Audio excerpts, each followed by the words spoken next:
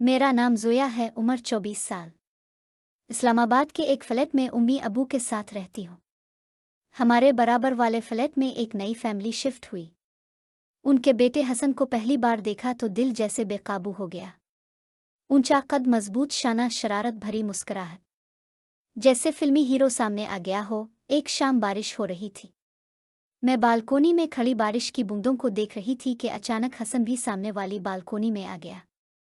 इसने बारिश में हाथ फैलाया और फिर मेरी तरफ देखते हुए मुस्कुराया। बारिश हो या ना हो, मौसम तो वैसे ही हुसैन है।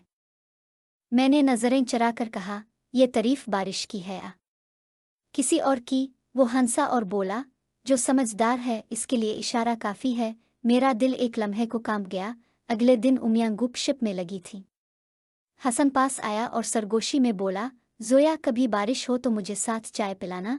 मैंने शरारत से कहा, चाय तो मिल जाएगी, मगर राज रखना आता है ना? वो और करीब आकर बोला, राज छुपाना मेरी सबसे बड़ी आदत है। दिल में जैसे हल्की सी बिजली सी दौड़ गई। इस रात बारिश फिर होने लगी। बिजली भी जा चुकी थी। छत पर अंधेरा और सिर्फ बारिश की आवाज़। मैं चुपके से छत पर गई तो देखा हसन पहले ही वहां खड़ा था।